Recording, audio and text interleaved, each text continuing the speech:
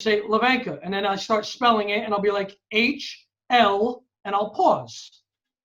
Avenka, and then you look what they wrote, and everybody HAL.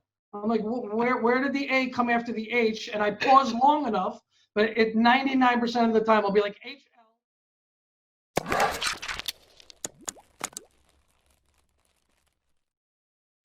Hlavenka. Correct. Boom. Got it. All right, everybody. I am here today with Tim Hlavenka. We're going to talk to him about his upbringing in the automotive industry, some COVID answers, and some other longer-term effects of how the internet is affecting digital sales today. Tim, how are you today? Doing well, thank you. That's great. So let's get to know you a little bit more. Can you tell us a little bit about your background experience? What kind of got you into the car business to start? Yeah, got into the car business, I don't want to say by accident, but I think it was more of going to be a short-term fill-in for the break I was taking from the hospitality industry. So I worked in restaurants for probably about 10 years before joining the automotive industry, and it kind of got burnt out and wanted to take a break. So a regular customer of mine at a restaurant I was working at was a general manager of a Honda dealership. And after I had left that company, decided to take some time off, I revisited the store for lunch one day.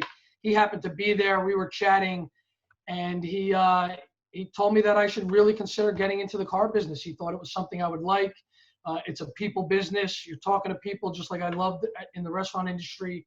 And he said the money was good. So that's all I really had to hear, was that the money was good. So I went and visited him at his store. Kind of gave me a brief explanation of how the business works, what I probably would like, wouldn't like. And then he dangled the carrot of, he knew me, he knew I know how to manage business, and said, you get into the management portion of this and you can start making some really good money. Knowing that I knew how to manage business and people, he said I could probably fast track you. So decided to give that a shot to see if I liked it. To be quite honest, I thought I probably wouldn't make this a career. I really thought it would just be a fill-in, make some extra cash, not have to work the really long hours that the restaurant industry offers. I know people in the car business say we work a lot, and we do. We work very hard. We work a lot of hours, but the restaurant business definitely trumps that. I mean, getting out at 2, 3 in the morning and then getting back in at 9, 10 o'clock in the morning is a little more stressful than getting out at 9 or 10 o'clock at night and getting back at 9 in the morning. So, oh yeah, it was a break for me. It really was. It wasn't hard at all to make the adjustment to the hours. It was actually an easy adjustment because it was less hours for me. And I immediately fell in love with the business. I realized I can still be out there and talk to people and make some really good money. I think my experience in the restaurant business led me to be successful very quickly, because I took the customer service part of what I knew in the restaurant business and applied that immediately to the auto industry. I would say that things that we're doing now are things that the auto industry started doing 5 or 10 years ago, being really customer centric. I was doing 20 years ago when I started this. I literally worked for one company for 10 years. And I kind of prided myself on that. Restaurant industry, auto industry, 2 industries that have tremendously high turnover rates with employees. So I kind of liked and had pride in myself that I was able to stick with one company for 10 years. So I didn't want to be that statistic in the auto industry and keep jumping around. So I wound up staying in that second location I was at. I liked where it was. I liked that a new ownership had just taken over, and I saw the direction they were going in, kind of where I was headed with customer service centric. And I wound up selling cars for literally 9 months.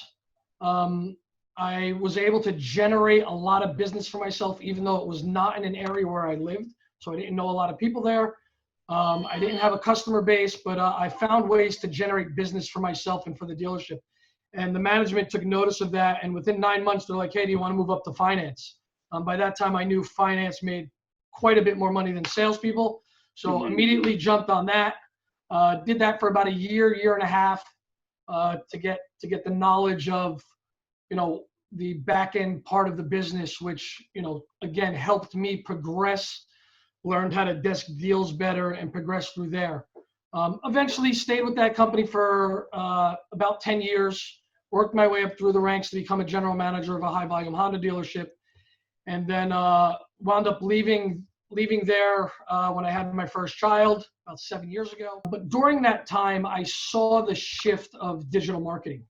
Mhm. And I decided to teach myself quite a bit about digital marketing. Even though the auto industry wasn't quite there yet, I took the initiative to go online and watch a lot of videos, read a lot of books, which today I still have. I don't know if you can Oh, see very them. nice. Google AdWords, social media marketing for dummies. I mean, just even the basic books to learn, Yeah, what right. digital marketing was about, what the techniques were. But most importantly, what I did was I took meetings with every vendor that wanted to meet with me. Even if I knew I had no intention of using their product or their technology, I felt it was an opportunity for me to learn. And it's probably where I learned the most, what the new technologies were doing. And I'd ask pretty technical questions, just again, to kind of get that knowledge of how it all works, not just what Right. it can do for me, but how is it actually working? And I kept progressing. I kept watching more and more videos and reading more and more books. After meeting with Brian, literally the same day, he gives me a call back, and we had a nice conversation. He expressed how much he enjoyed talking to me, and that he really wanted to try to figure something out for me to be part of his team at Paramus Honda, the mothership of DCH, and pretty much the mothership now of Lithia. It is one of the largest volume and profitable stores that Lithia has. So it is the store for our group. So Brian said he was selfish and he wanted me for his store, and invited me back in to kind of discuss where I think I might be able to help. Now, on top of learning the digital marketing, I also kind of spent a lot of time in BDCs because I knew with digital marketing that was going to draw a lot of online traffic as well as phone calls. And I realized that the BDC department was going to become the most important department in the dealership. And to this day, I still believe it is the most important department in the dealership. They are generally, for 90% of your customers, the first point of contact, and that goes for sales and service. So I started asking Brian some questions about his BDC, how they operate, their processes, and as well as what his marketing budget was like. Where is he spending his money? How is he doing his marketing? What techniques he were using? And his eyes kind of lit up. So Brian and I worked something out where I'd come in. He had a brand new BDC manager, so I would work downstairs in the BDC, kind of overseeing him, guiding him, teaching him, coaching him along the way, as well as handle some of the digital portion of his marketing budget. So I don't remember the exact dollars they were spending, but he gave me probably 45% of his marketing budget and said, you do what you want with it. And I took that money and applied it 100% to digital. They were still doing some traditional advertising, some local TV, some print ads. But I was able to take a nice portion of money and apply it to digital. And as you know, especially back in 2012, even though digital, you can say, is very affordable now, it was much more affordable then because the level of competition was not high at all. No, and most people were using it really inefficiently. Yeah. So it was highly cost effective. So I was able to increase his reach, increase his leads tremendously, increase the phone activity, increase floor traffic, and spend less money. And listen, I am not by any means a master digital marketer. I just knew a little more than the average car guy at that time. And I was able to apply those techniques, and they were simple at the time, just basic paid search, basic display advertising. Retargeting wasn't even out yet at that time, I don't believe, or it was just starting. And Paramus Honda, which was the largest Honda store in New Jersey at the time, started seeing some significant changes in market share, which was surprising because generally when you have a high market share, to see a significant change is a lot harder than if you're at that lower level of market share. Even a few customers brings you up a few points, but when you're selling 400 or 500 new units a month, to get a significant increase in market share, you got to sell 450, 500. So after a few months, we started seeing that market share rise and larger and larger. Eventually, Brian did get promoted and became a regional or a platform vice president. He was in charge of all the Honda stores in the area, as well as the Acura store, which is where I am now. And he asked me if I would help do the same with those. So I would go in, sit with the GMs, look at their marketing budget, and I would make recommendations. I wouldn't implement anything. It's really up to the GM to do what they want to do, but I would make those recommendations. I would, write it down, send it to them along with Brian, so he knew what I recommended. Most GMs were receptive. They understood that the transition needed to happen to digital marketing. And most of them took my advice and again, grew their market share, grew their sales. Eventually that expanded. I kind of did that for the entire East Coast. And then I did fly to the West Coast a few times and spent with some dealers out there. So it was pretty fun. It was great to learn some new brands, because we don't only have Honda and Acura. We have, at the time DCH had a lot of import brands, not too many domestics here in the New York market, but I got to learn some of the German brands, Audi, BMW, and that was fun because, again, at the time I only knew Honda, so it was great to learn some of those brands. Where the Lithia approach, Lithia is great, especially as a general manager. We are the entrepreneurs of our store. Lithia allows us to make decisions on our own. So, I don't request my marketing manager to come unless I need something. Right. Which for me, I'm pretty self-sufficient based on my knowledge. There are some other GMs out there that, will admit right away they're not marketing guys. They're car guys and that's what they know, and that's fine. That's what. Listen, I was originally hired to sell cars and make money, not to be a marketer. The auto industry for years forced managers to become marketers. That's not our forte. Most of us didn't go to school for it. We learned by trial and error. Again, Lithia is awesome in the sense that as a GM, I can pretty much run my own show, make the decisions I need to make. So there's that difference between the marketing manager of Lithia and the marketing manager, what I did with DCH. So for me, I kind of felt that getting back into being part of a dealership team and running a dealership, being able to now use what I learned and apply it myself to a store and see what I can do was very appealing to me. So that's why I got back into this. Very happy to be part of the Acura brand. Again, I grew up with Honda, so I know a lot of the people at the motor company, the finance offices that we use, I'm very familiar with. So great transition for me. Love the product, love the brand. And it was a store that I think, anything I've ever done in this industry, I always look, any decisions I make or looking at people's processes or even my own processes, is I need to look at this from a customer standpoint.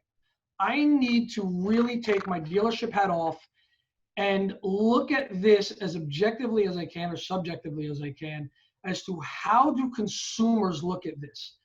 And the thing I hated the most about this industry was when people called a dealership. Let's go before BDCs. When I sold cars, people called in and how much can I buy this car for? Or how much can I lease this car for? We're in a high lease penetration market here in the Northeast. And, I remember my first days of selling a car, I'd go to the sales manager and I need some numbers and not just get them in. Just tell them to come in. Okay. And you try that and they're like, no, I want to know a price. And, right. Eventually, some people, because again, when I sold cars, most dealerships were doing the same thing. So you'd probably wind up getting them in at some point. But it was a battle, and they already didn't trust you because, you wouldn't give them what they asked for. So early on, once BDC started becoming, relevant, I knew that probably one of the things I could do to set ourselves apart from our competitors, because, right, we're selling the same product. We pay the same amount of money from the manufacturer for that product. In this market, as you know, we're all going to match or beat somebody's deal by $100, $200, Sure, just not to lose the deal. So how do I set myself apart, right? And we still talk about that today. Why buy from us? What's going to set you apart from your competitors, especially in this market? Because, we don't have to drive far to get to the next Honda or Acura store. My nearest Acura store is 6.5 miles away. So you don't have to drive far to get there. So how do I win the customer over? What can I do differently? And back then that was an easy solution. Give the customer the answer to their question. If I was a customer, if I want to know what the price of the car is, the person that gives that to me first, I trust them. So at that time, you were probably the only one who gave it to them. I'm coming in to see you. Right. Honesty won for us all the time. It was great to see. It's the little things. You don't have to be brilliant to be successful in this business. You need to be willing to do things differently, to take chances, to try different things, to set yourself apart. Look at everything from the consumer standpoint, and this business becomes very, very simple. It really. Right. So we've tried things over the years, and you bring up that no haggle, no hassle. We touched around with the idea. When I was in the marketing department of DCH, again, prior to Lithia, we had a couple stores go to a limited negotiation. We found that people still want to negotiate. They want to feel like they won. Let's bring up the third parties, the TrueCars and Costco, right? We're willing to give Costco and TrueCar our lowest number because we know the customer is going to go to their sites. They're trusted by the consumer. We give our price through that site. Well, why aren't we giving the consumer that price directly ourselves, right? We're telling them, no, you got to come in, or you got to fill out a form on our website to get a price, which we don't require as much anymore. I mean, Acura has some guidelines that we have to follow. You can't display pricing less than MSRP unless it's a one-on-one communication, but with other brands you can. So, we'd like to offer consumers a price. I don't need to know who you are. Here's what I'm willing to sell a car for. But going back to that Costco and TrueCar thing, we've used them for years and years and years. And I don't remember one customer ever coming in and say, here's the price I got from TrueCar or Costco. I'm ready to buy. 100% of them still say, more can you save me? Right? People want to feel like they won. Now, the good news is they knew those prices were aggressive already. They shopped us. So you really had to save them another $50, $100, maybe $200. Why? They want to feel like they won. So we went to a concept of a limited negotiation, right? MSRP is here, invoice is here, we transact here. So let's kind of start here and work our way down, cut out an hour of negotiation, make the process, the time that it takes to complete the sale a lot shorter. And, you definitely have happier customers for sure. So we did that. We're kind of all doing that now. We're kind of forced to because of the aggressiveness of our markets. We're giving consumers pricing online and over the phone right away because we need to. Customers don't come into the dealerships anymore for numbers. They get them all online. They come into your store today, it's your deal to lose on a new car. Right. They're not there to waste time. They're there because they've done their research. You have the product they want to buy. You probably gave them the lowest or at least a very competitive price. You may have to save them another couple $100 to match their lowest price, but they want to do business with you. If they are leaving, other than the fact that you didn't have the right inventory or they truly hated the test drive, you did something wrong somewhere along the way. Going back to the third party discussion, what is your thoughts and feelings on that relationship between, you're using a third party like a TrueCar, giving them your inventory, setting a really low price, but you're taking away from your brand and putting them in this marketplace with all these other brands. Yeah. Do you think this is healthy for the industry, or do you think this is kind of moving in a direction that might be a little precarious? No, I believe TrueCar actually helped the industry. I believe it pulled us forward probably faster than most dealers wanted to, but it needed to be done. There needed to be transparency with customers. We need the trust from our consumers to transact and do business and become a partner. We need to develop that relationship with the consumer, and we need trust to do that. And I think TrueCar kind of, although dealers hated them, right? We hated TrueCar. Why? It's a race to the bottom. Right. It's our own fault that TrueCar existed, right? If consumers trusted us from day one, and I'm going back to whenever car selling started, at some point from when cars got sold in the 1910s, 20s, 30s, whenever it was, somewhere along the line, we became one of the least trusted professionals in the world. People hate you throw the word used in front of a car sales, and it's almost like they see you in like the devil's sanctuary. But Daniel, it's our fault. Not mine and yours. This happened before our time, but it's our industry's fault that we became that way. if we were always trusted by consumers, we wouldn't need TrueCar. We wouldn't need Costco. You still might want the third-party listing sites, get your inventory out there a little further. Right. I think they help to a sense. I think their pricing might be a little high. And again, though, it's because of us. It's because of what we've done in this industry that we need these third parties. So I don't hate them. I don't hate them. I'd like to see some savings. I'd like to be able to maybe cut down on the packages we were required by being able to do some of that ourselves. But I'm not mad at them. I don't hate them. So when you moved into an automotive market, which again, you have a lot of different people in automotive. You have the very by the books, we're going to sell the car, very digitally active. And then you have the old school guys who just want to be able to get somebody in there, make a deal. How did that balance kind of work? Oh, for me, it was a smooth transition. It really was. Again, it's the mindset of just be focused on customer service, treat people right. It's what we did in the restaurant every single day. You need decent food. You can't have terrible food. But if you have decent food and phenomenal service, people will come back. If you have the most fantastic food and terrible service, you will lose business. People will not come back just on the service alone. So knowing that, I knew that coming into the car business, the auto business, if I just treated people right, sure, I may not see them for 2, 3, 4, or 5 years from now, but when somebody they know needs a car, yes. And again, we knew everybody hated buying cars. It was one of the worst things, the most despicable experiences somebody can go through is, I got to go buy a car. I got to go buy a car, right?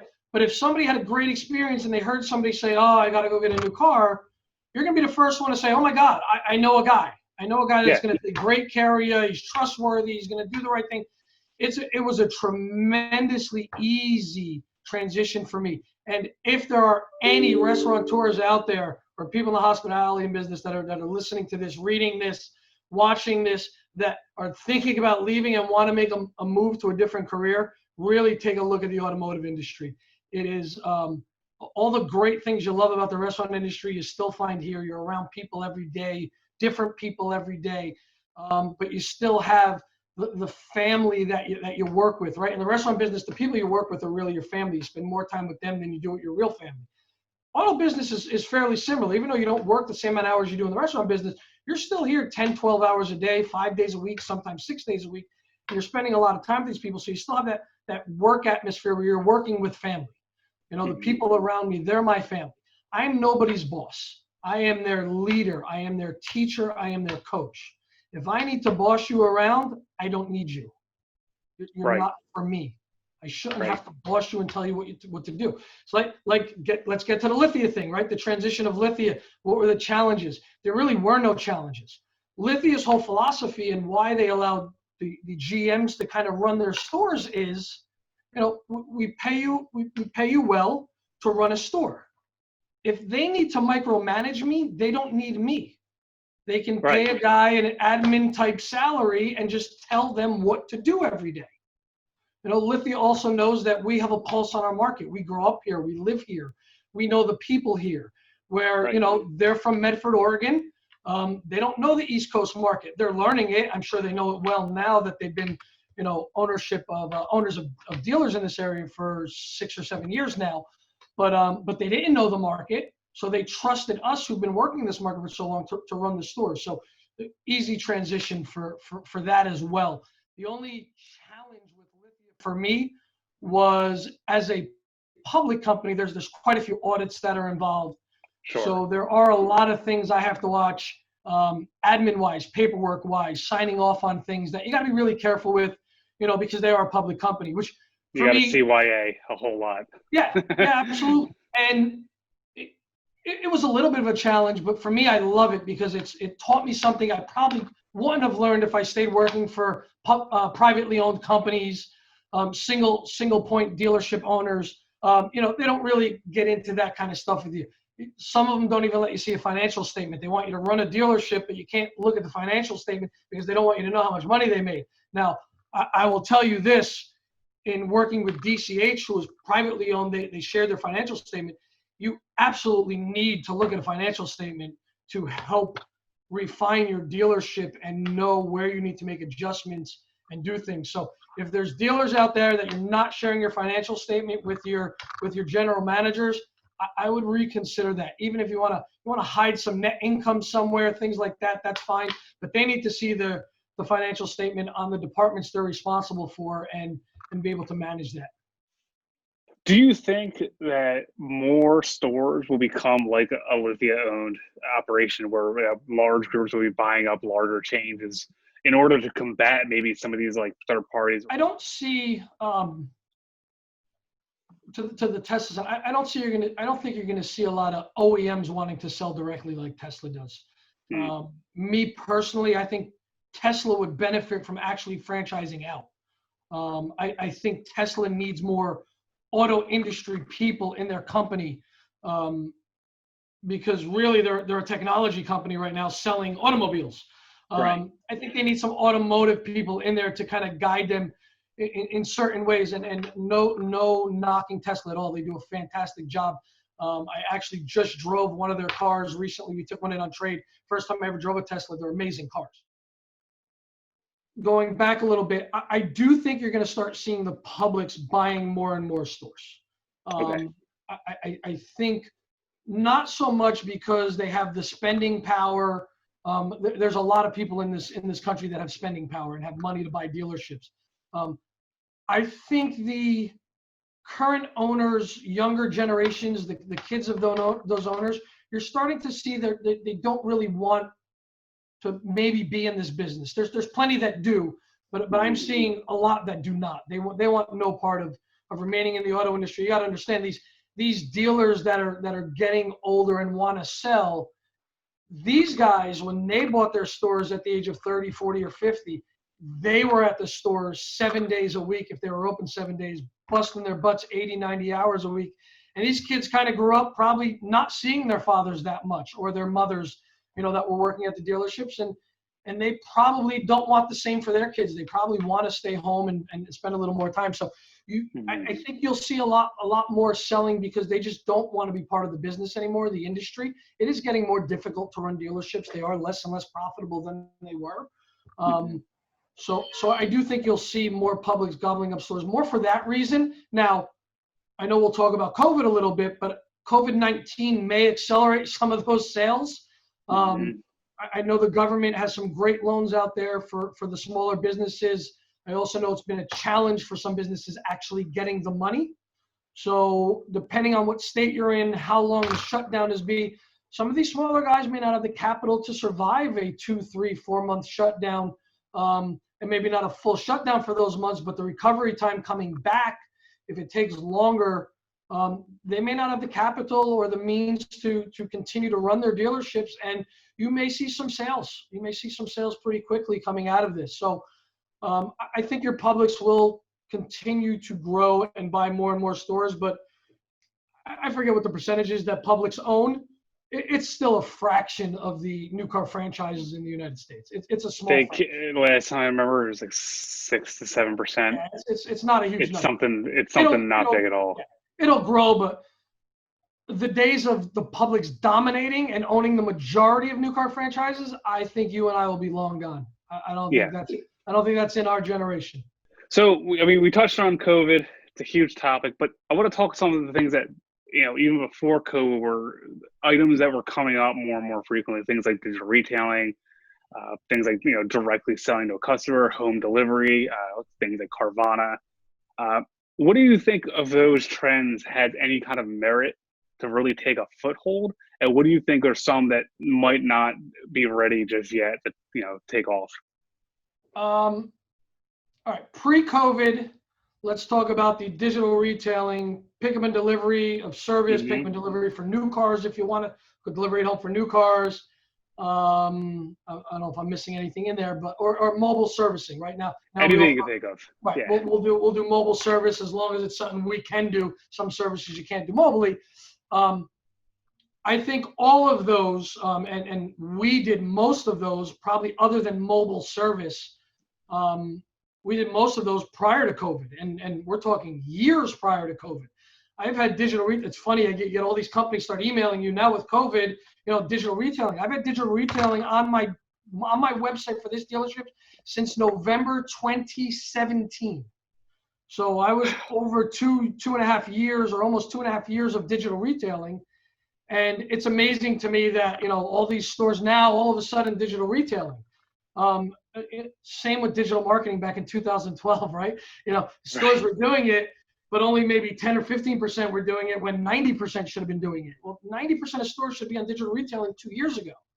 Right. It's an inexpensive tool to put on your website. And at the very least, even if somebody doesn't go through the entire transaction, you convert people. They start using it as a payment calculator to see where their payments are, and you're capturing their lead information.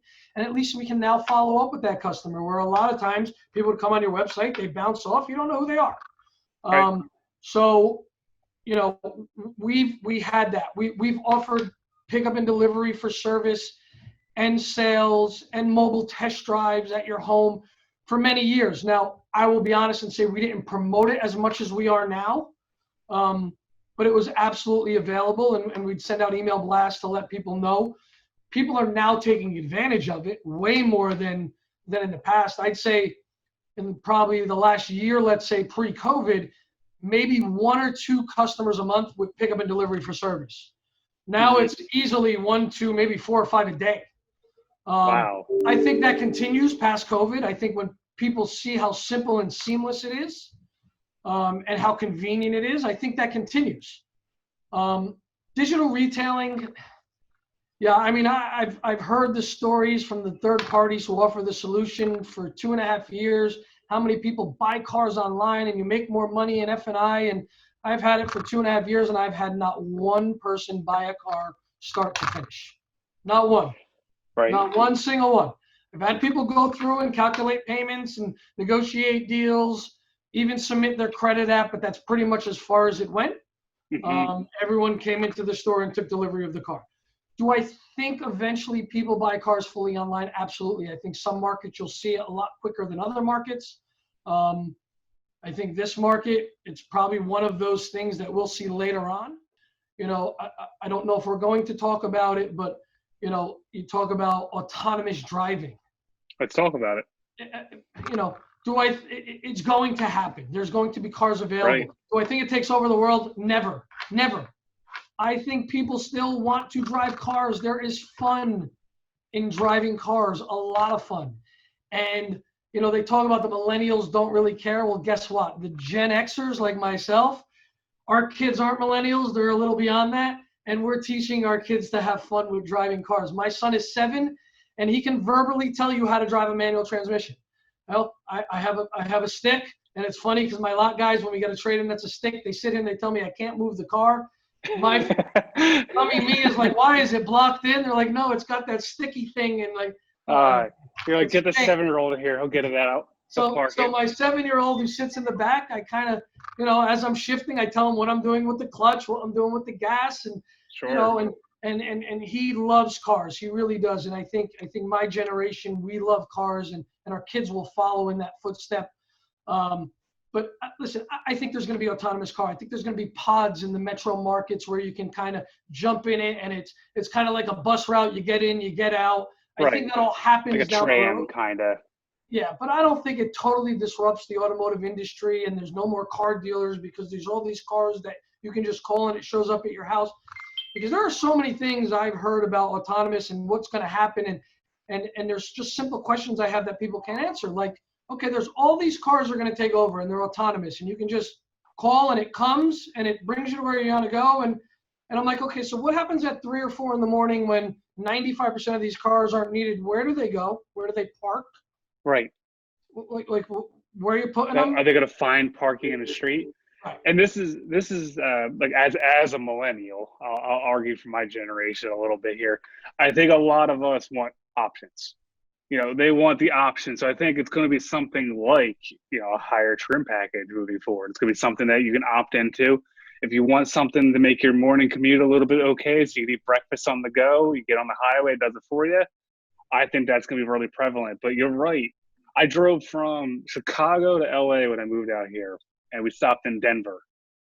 I mean, I want to drive through that. It's beautiful out there. You're on an open road. You have a little, yeah, obviously you're going to kick on the cruise control a little bit, hang back, but you want that freedom to be able to go where you and want.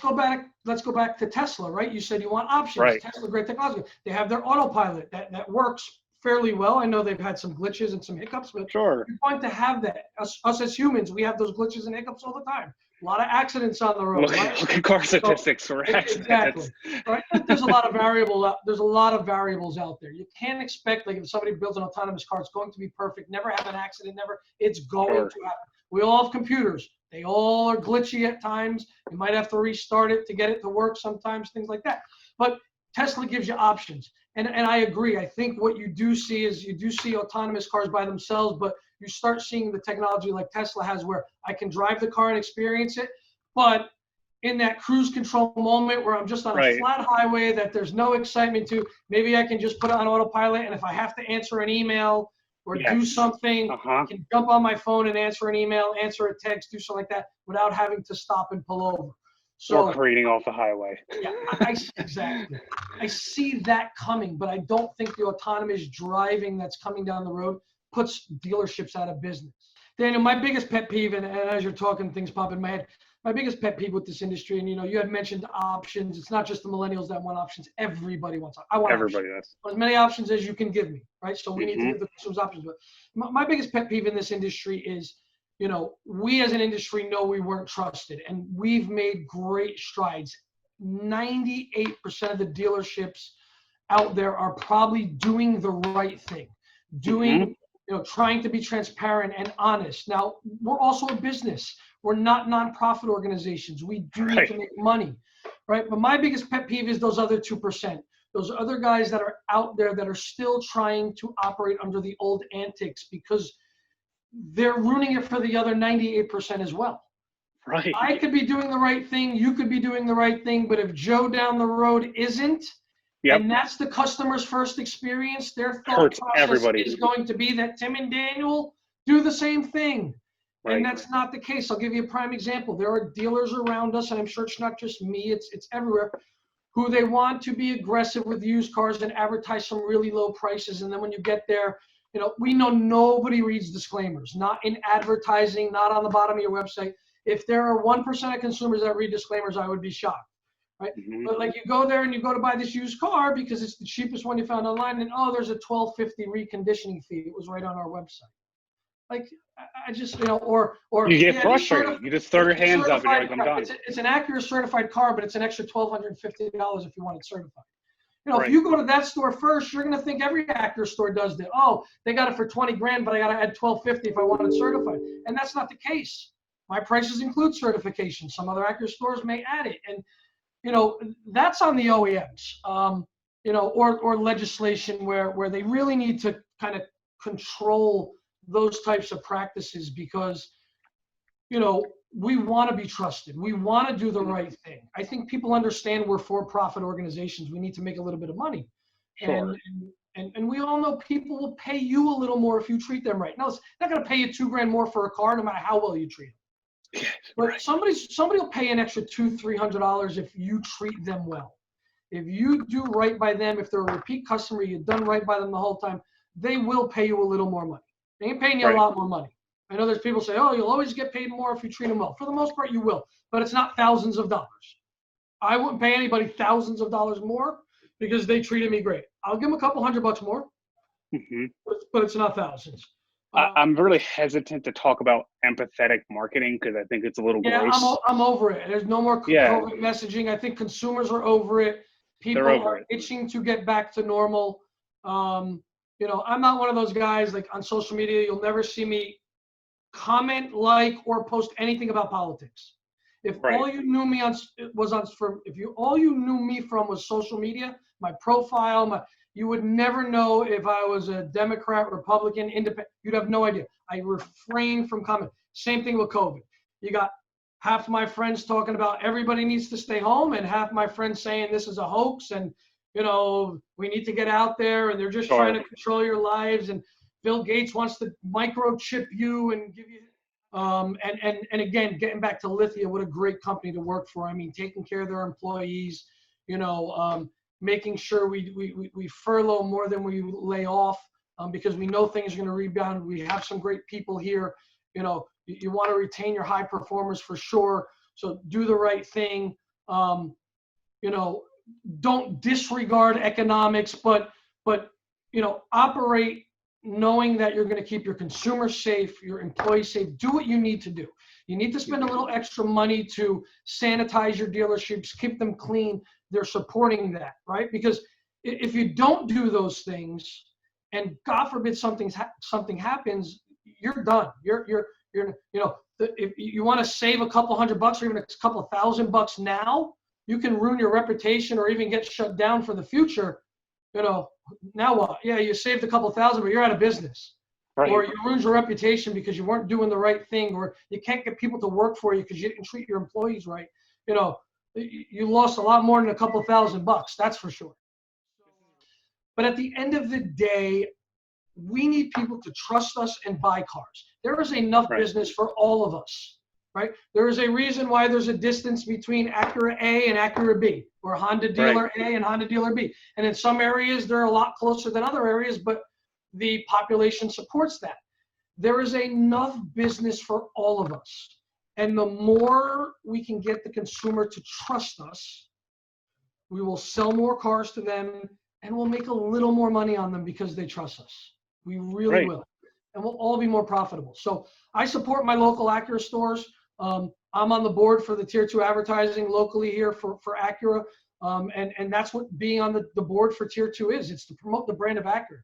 I don't look at it, what's it going to do for my store versus the store down the road. Is we need to promote the brand of Acura. The more Acuras they get on the road, right? Great cars, reliable, safe, fun to drive, especially now that they're going back to their roots in performance. They're not touting themselves as a luxury brand. They're a performance brand. That's what they were born to do. Honda's performance brand, and that's what we're getting back to.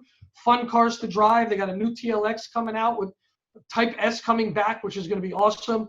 They brought back the NSX. So I'm excited. I want all the Acura dealers around me to sell a lot of Acuras, because I think Acura is great and Honda's great at retaining their customers. That's more business for me down the road. Sales, service. I hope everybody progresses and does the digital retailing and offers more mobile services and work from home. Listen, maybe we can get out of these brick and mortar places that are so large and start operating like a Tesla, with like a boutique type showroom, pay less rent. I mean, that's the hardest thing about operating here in the Northeast is we got little postage stamps. Most of us have multiple storage lots where our inventory is. Right. And our rent is higher than the guy in, South Florida even, which is a great market, or the Midwest, who's got 7 acres of land with 600 cars sitting that he can walk to in 30 seconds. I got to drive 7 miles down the road that could take me 45 minutes to go get a car for a customer. So we know video is tremendously important, right? I look at my son. I get home from work, and he's got his Nintendo Switch in one hand. He's got his iPad with his Messenger kids going with his friends that he's playing his Nintendo Switch on, even though they all have the headsets and the microphones, right? So and then he's 7. He's 7, and then he's got one of my old cell phones, which isn't hooked up to cellular data, but he uses it as another little Wi-Fi device, and he's got TikTok videos running. He's got 3 screens going all at once. And I'm like, okay, so video is not going away. It's going to be, it's very important now. It's only going to become more and more important. And here's my second pet peeve with the auto industry. We know there are no shortage of vendors to support us in any website marketing. I mean, everywhere you look, there are marketing vendors for the car guys. There's probably, if there's 18,000 new car franchises in the United States, there's got to be 180,000 digital marketers in the United States, specifically for the automotive industry, because we spend a lot of money. What there aren't a lot of are affordable companies to produce short videos for you. Yes. Now I know cell phone video is really easy, but they're also time consuming, and sometimes we don't have enough time to do it. And to get some really nice videos produced costs a lot of money, especially in the New York metro market. Yes, it does. If Drone there footage in are your some, area is not yeah, cheap. if there are some students studying film, videography that want to make some quick extra money, we're not looking for professionally edited. We're just looking for some nice, clean, 15, 30-second clips that we can insert into, whether it's email messaging, how to use tools on our website. I want to make a couple bucks. I mean, listen, these guys are doing it for their YouTube channels and everything. They've got this editing down pat. A friend of mine, his son does it. He can edit a video in minutes. I mean, literally, the tools they have.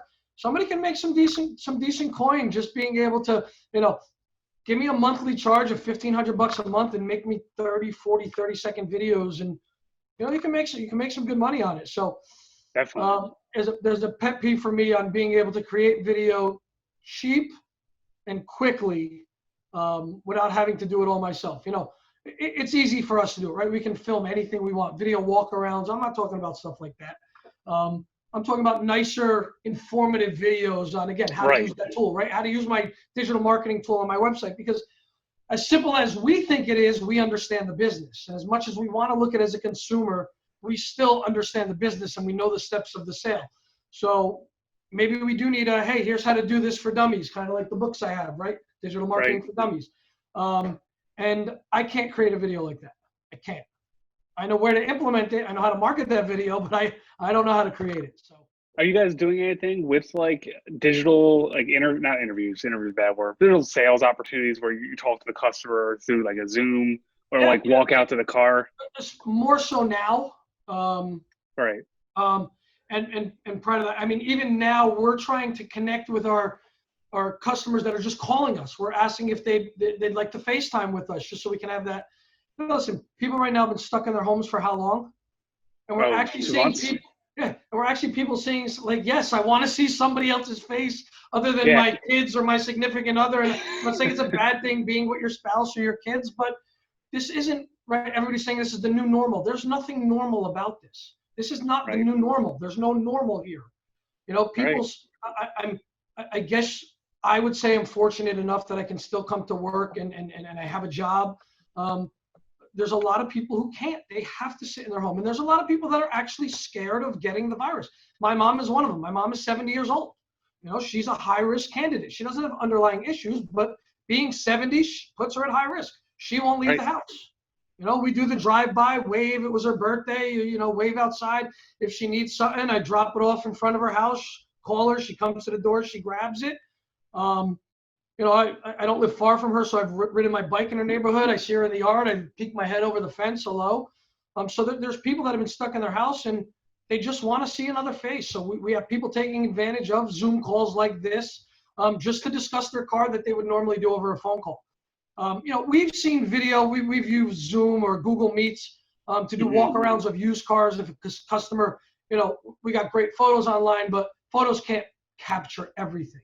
And consumers will have some questions, specific questions. So salespeople will ask them, hey, would you like to just get on a live video feed? And we'll walk through it and you can ask questions as I'm going along. So I think you'll see that progress more and more as well, especially with COVID and everybody's getting familiar with Zoom, Google Meets, things like that. People know how to use it now. My mom has become a technology guru at 70 years old. Where she wasn't the best with technology. I get 4 or 5 phone calls a day. How do you do this? How do you do that? I actually had to link her Sirius XM to her Alexa the other day, so I had to walk her through the phone how to do that. But she's becoming very good. She can run Zoom calls now. I hate COVID-19. There are some things that are coming out of this that I actually like. We're going to go on the record and say DCH, Montclair, Acura, and Fusion Zone Automotive is against COVID. We are against COVID-19. We are anti-COVID here. But there are some good things that come out of this, right? And we've had some challenges in the past in this industry, whether it was, the tsunami in Thailand many years ago that affected a lot of production issues in factories out on the Japanese markets that affected us. The natural disasters in this market or any other market, whether it's tornadoes, hurricanes, things like that, the 2008 crisis and things like that. And we generally take away something from those crises that make us a little stronger and a little better. Mm-hmm. I would prefer none of them ever happened, For sure. you can't change what already happened either. So you got to take what you can from them, learn from them. Some things you're going to be able to apply immediately to improve your business moving forward. Some things maybe not, but maybe if this happens again or something similar happens again, we got the tools. We know exactly how to handle this. We could have been quicker doing that, or maybe we shouldn't have done this so quickly. If this happens again, next time we kind of have that in our toolbox. We know how to manage this better. But I think for the most part, most dealerships, if not all, handled this very, very well. We're able to adapt very, very quickly. The biggest challenge we had with COVID-19 and adjusting our business was figuring out how many employees do I need. Yeah, right? that's a hard one. Like right away, you want to, you can't keep everybody because you'll go out of business. You can't afford to pay everybody. So you cut, and then maybe you realize you didn't cut enough, so you cut a little more. And then you find that sweet spot. Okay, we're good. And then like all of a sudden you have like 1 or 2 days where you have a little extra business than you had, say, the prior week. And you're like, oh my God, I need 2 more people. And then you bring those 2 people on, and then it just goes back to what it was a week ago. And now I got too many people. So it was really hard to balance how many people you needed, because you don't want consumers waiting, although they were a little more acceptable to you telling them, hey, listen, we're backed up. We don't have enough people. Where pre-COVID, if I said, hey, I don't have enough salespeople, people are like, oh, well, all right, then I'm going to go somewhere else. During COVID, they kind of understood, right? Whenever there's these disasters, crises, people's acceptance of things becomes much more tolerant. I remember in this area, especially during 9/11, the days following, you try to pull out into an intersection, everybody would stop and let you go, waving you on. Come on out of the intersection. Right. Prior to that, we're all in this together. Prior to that, or even now, you pull out a little bit, everybody's honking their horn. You're getting, hand gestures. People are screaming, throwing stuff out the window. So, these things bring out the best in people as well. They're more understanding, more acceptable. So we were able to see, at least in those days, maybe we didn't have enough people to handle service customers or even sales customers, lease returns that were coming in. They were a little more understanding about waiting a little longer. So the hardest thing about this whole thing was really juggling how many people do I need to serve the amount of customers I have, while still trying to, not put your dealership in a position where you're going to hurt yourself financially to a point where you can't recover. Are you guys doing anything to support any of the local charities, local communities, anything like that? Yeah, we've donated a lot of PPE equipment to local hospitals, rubber gloves, as you know, we use them, technicians, things like that. We've done, there's been some food drives we participated in. Honda turned one of their factories into making the face shields, the plastic face shields, and they allotted X amount per dealership, and we were able to donate those to local hospitals there. So, we did everything we could, locally in our community Facebook pages for the towns that we're in, offering for elderly people if they wanted us to pick up and deliver items, we'd certainly do that. So offering discounts to first responders on services with their vehicles, any first responders, police officers, doing personal cars at 50% off and any municipal cars free of charge.